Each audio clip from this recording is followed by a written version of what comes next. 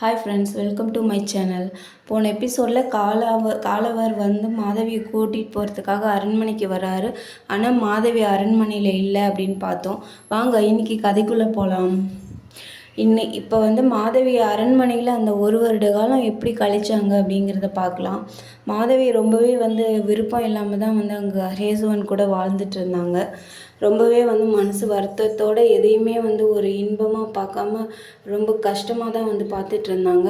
அது மட்டும் இல்லாமல் அங்கே இருந்த மற்ற பெண்கள்லாம் வந்து மாதவியை வந்து ரொம்ப வெறுப்பாக தான் பார்த்தாங்க. ஏன்னா வந்து அவங்க ஏற்கனவே அங்கே இருக்கிறவங்க. ஆனால் மாதவி புதுசாக வந்துட்டு ராணி அப்படிங்கிற அந்தஸ்தையும் பெற்றுட்டாங்க, ஒரு குழந்தையும் பெற்றெடுத்துட்டாங்க அப்படிங்கிற ஒரு பொறாமையில் அந்த பெண்கள்லாம் அப்படி நடந்துக்கிட்டாங்க.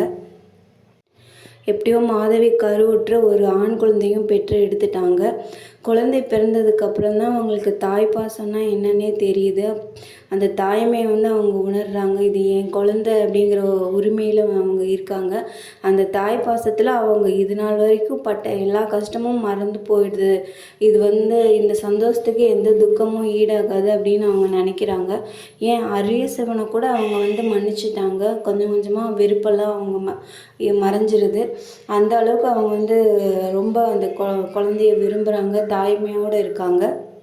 குழந்தை அழுகுது, குழந்தைக்கு பால் ஊட்டலாம் அப்படின்னு முற்படுறாங்க மாதவி. அப்போ தான் வந்து ஒரு உண்மை அவங்களுக்கு புரியுது.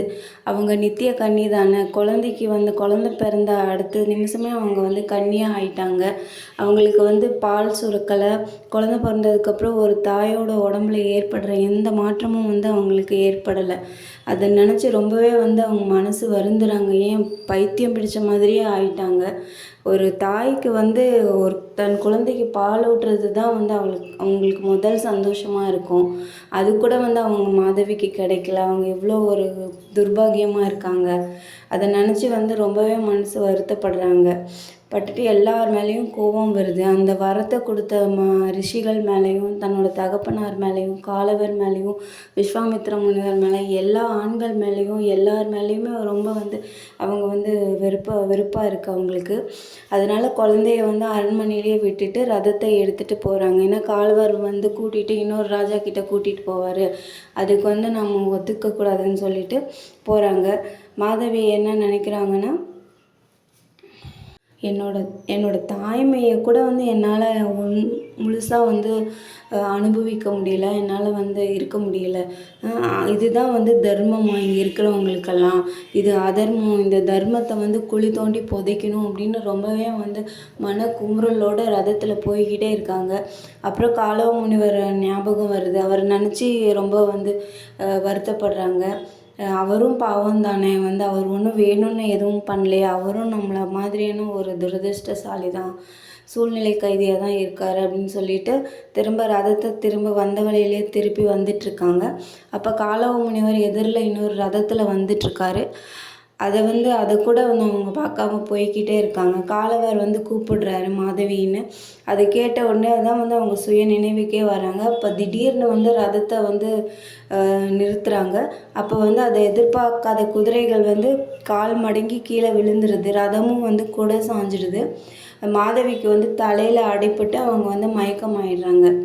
காலவ முனிவர் வந்து மாதவியை எடுத்து மடியில் வச்சுட்டு தேர்ப்பாகன்கிட்ட ஒரு துணியை வந்து தண்ணியில் நனைச்சி எடுத்துகிட்டு வா அப்படின்னு சொல்கிறாரு. தேர்ப்பாகனும் எடுத்துகிட்டு வந்து கொடுக்குறான். அதை வந்து அவங்க முகத்தில் வந்து பிழிஞ்சு விடுறாரு, வாயிலையும் பிழிஞ்சு விடுறாரு. மாதவிக்கு வந்து இப்போ கொஞ்சம் சுயநினைவு வந்துருச்சு.